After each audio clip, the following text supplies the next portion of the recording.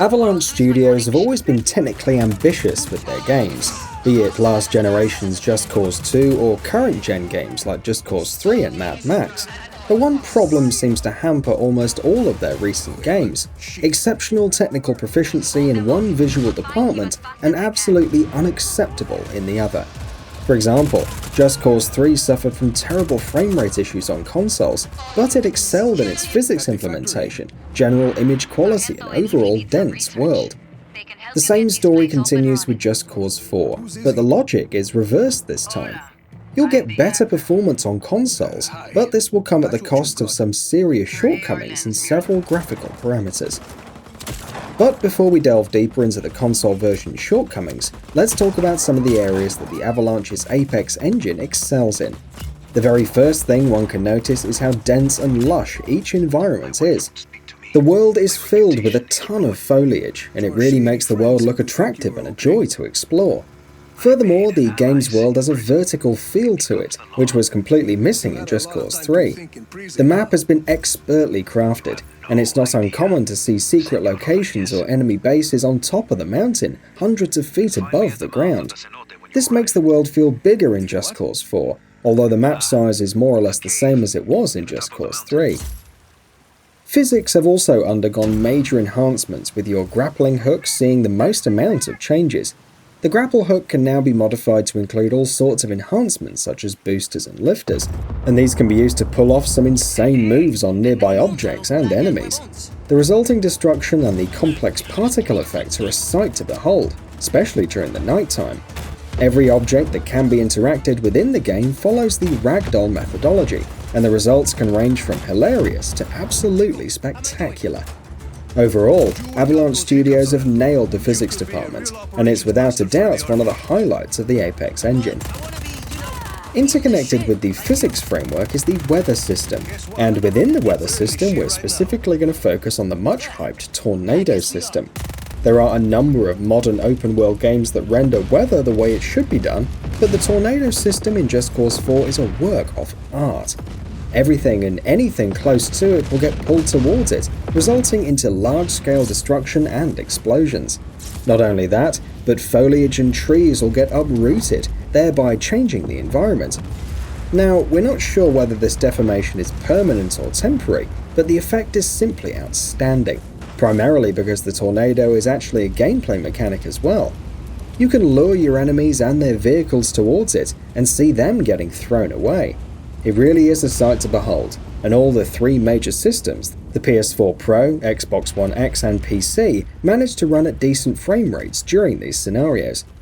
The tornado was hyped up as the selling point of Just Cause 4, and Avalanche have delivered on the same. Watching the tornado tear apart surrounding areas never gets old, and I found myself investing more time than usual just so that I can see it destroy everything in its path. However, as noted before, Avalanche have compromised in several graphical areas that are simply unacceptable in today's day and age. First off are the loading screens. They are triggered before every mission we played, and to be honest, this is simply not acceptable. Next up are the water effects, and I'm shocked to reveal that it's absolutely terrible. It has little to no simulation, and it feels like a big area of flat textures. Heck, even Just Cause 2 had way better water effects than the complete nonsense in Just Cause 4. For a studio that excels in pushing the visual envelope, it's extremely disappointing to see such a half-hearted attempt at a visual parameter which is more or less rendered in high quality these days. Unfortunately, that's not all. Some cutscenes are rendered in extremely low resolution, which are filled with low polygon count textures and horrible character models. Why these cutscenes were pre-rendered in such terrible quality is anyone's guess, but for a game that's released at the end of 2018, this is simply put, unacceptable. The game is also hit by severe pop-in issues, which is also present on our test PC, although it's more tolerable than on consoles. Furthermore, the consoles are hit by the most terrible implementation of motion blur we've seen in a modern AAA game. Some cutscenes and gameplay sections are literally unplayable due to sudden intense motion blur. My eyes weren't able to take such inconsistent motion blur implementation, resulting in a discomforting experience on the PS4 Pro and Xbox One X. Moving ahead, let's talk about performance across the PC, PS4 Pro and Xbox One X. The game recommends an Intel Core i7-4770 at 3.4 GHz or an AMD Ryzen 5 1600 at 3.2 GHz or equivalent, 16GB of memory, and an NVIDIA GeForce GTX 1070, 6GB of VRAM or better, or an AMD Vega 56 with 6GB of VRAM or better.